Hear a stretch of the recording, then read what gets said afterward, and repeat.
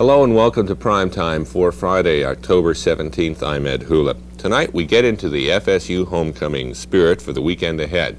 And tonight on Primetime, some music from a warehouse.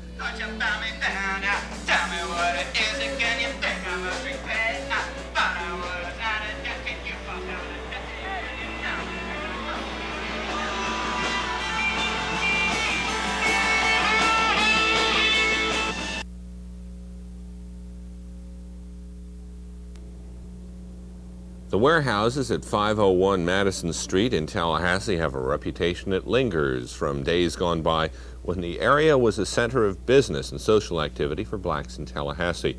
All that remains from that time is a barber shop. Today, the warehouses are rented on a monthly basis and they're attaining a new reputation, one that's rocking the hills of the city, as you'll hear in this report by Ricklie Stone, produced with videographer Mike Massaro. With all the noise and activity created by the Tallahassee Civic Center's construction, by day it goes virtually unnoticed.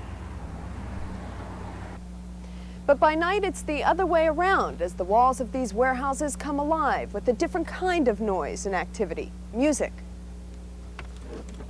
1, 2, 3, 4.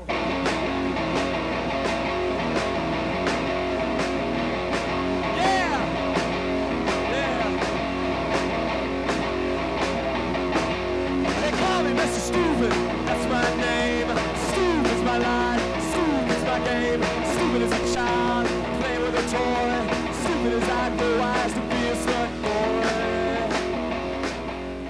Who are the Slut Boys? Bill McCluskey is the lead guitar player, works for the government. Jim Ballard is the bass player, works in the lab. Don Crenshaw is the drummer. And I am what is called the rhythm guitar player. And I work for the government, I guess you could say. The public. Right. Florida Public. Right. Florida Public Radio. There. No big deal. Hi, Dempsey.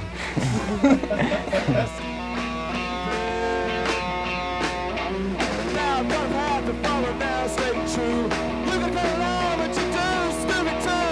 You'll be at the night edge, they'll build your pyramid. You're right now saying, oh, this is stupid.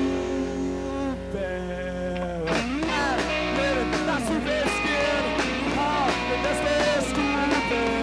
I'm living in the Taiwan skin, baby. I'm Mr. Stupid.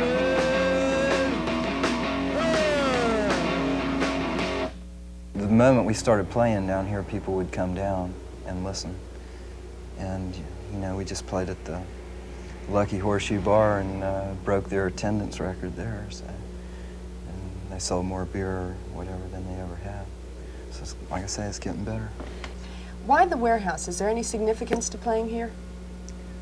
No, not really. Well, it used to be, I don't know if you knew this, but there used to be a brothel on the second floor. There used to be a second floor. Are you kidding? No. And this whole place used to be one of the main spots in Tallahassee. You can talk to old Barbara Walter down there, and he'll tell you he's still waiting for that day to come back. And the name of the club, the OK Club, does it have any particular meaning? Well, not really. It came from this Little Richard album, a live Little Richard album where they go, good evening, ladies and gentlemen, welcome to the OK Club. You know, that's where it came from. It's just a, you know, it's a nice thought that everything's okay, everybody's okay, you know, with us, but not really. I mean, edit that part out. I don't want it. We don't want these people down here that, you know. Okay, next question. So the OK Club's not really open for everybody, or to everybody? Well, there's nobody here to stop somebody from coming in except us. If we didn't like somebody, we'll just put down our guitars and show them the door, which is right there. This is the door. Get on the other side of it. The Slut Boys rock and roll isn't the only music being played between these warehouse walls. Just 2 doors down, 4 other musicians ask you to consider the implications. Have you seen it? Well, I like it like that. Baby, have you seen it? Now you know where it's at. Have you seen it? Well, don't turn your back, baby, have you seen it?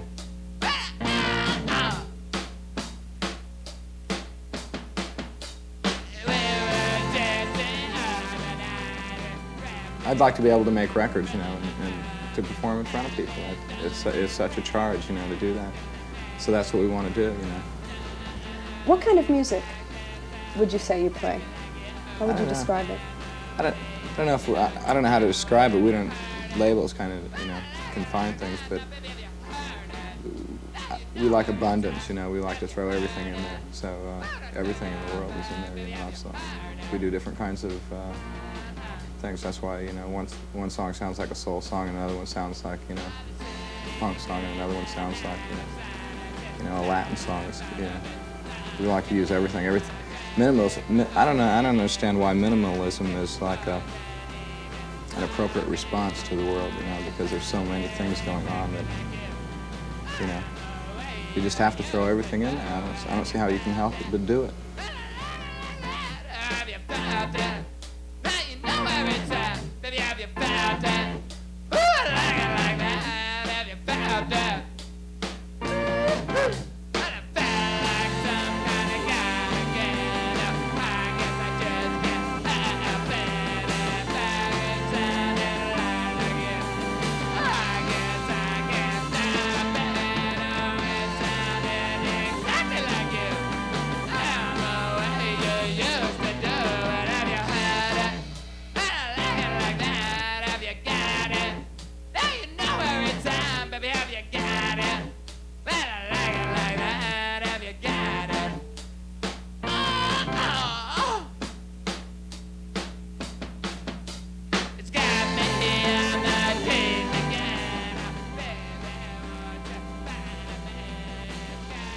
Most of the, well, I don't know if you can make that generalization, but it seems like this is the part of the country that has a lot of Southern rock at heart. And the music you play is more new wave, avant-garde, if we had to put a label on it. But you are finding that it's being received here. Yeah, unfortunately, nobody's yelled Freebird, you know, so.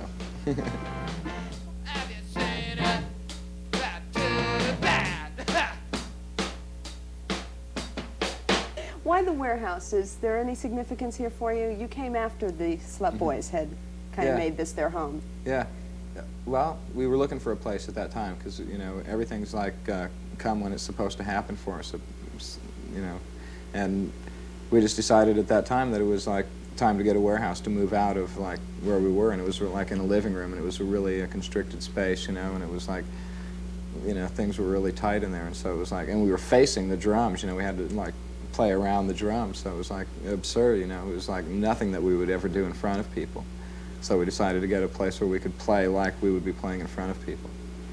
The atmosphere inside, you call this the El Flamingo wine store? Yeah. What inspired that? Well, it was a wine store before. I guess a lot of black people used to hang down here, and it was called Rats Row, and even Cannonball Adderley wrote a song about the intersection down here, and it used to be a, you know, a hopping place, and I guess there was a wine store here. There's even some wine bottles in the bathroom left over, so that's the wine store. And the Flamingo part comes from later on along the line. We're going to have a girl group thing that we're going to add, and Liz and Molly are going to do the singing for it. And it was going to be called the El Flamingos. That's when Karen was in it, and now it's going to be called the Implicits, but that's where the Flamingo came from. So. The atmosphere in here is quite different from the atmosphere in the OK Club. This is kind of homey. Is there a difference? Yeah, there is a difference, which is what makes it really nice, because they're a great band too, you know, and it makes it nice that there's this contrast, you know, that goes on. So the two, both of you, the bands, the Slut Boys and yourselves, the Implications, play together. You do double billing kind of gigs together. There's not a competitive relationship there, is there? Not really. Sometimes there is, and sometimes it surfaces like within, just as between individuals and that kind of thing. But you know, that goes on anywhere. You know, jobs, any kind of situation. You know, so it's nothing to worry about. but we have a great time playing together. They danced to us and we danced to them. You know. We'd dance for us if we could, but we can't. With the completion of the Tallahassee Civic Center just around the corner, the future of Rats Row looks dim, and with its probable demise, a chunk of local history will be lost forever. But in the meantime, the 8 musicians occupying the warehouses at 501 Madison aren't worrying about that. They're creating a reputation of their own that's as pulsating as life ever was on Rats Row, maybe more.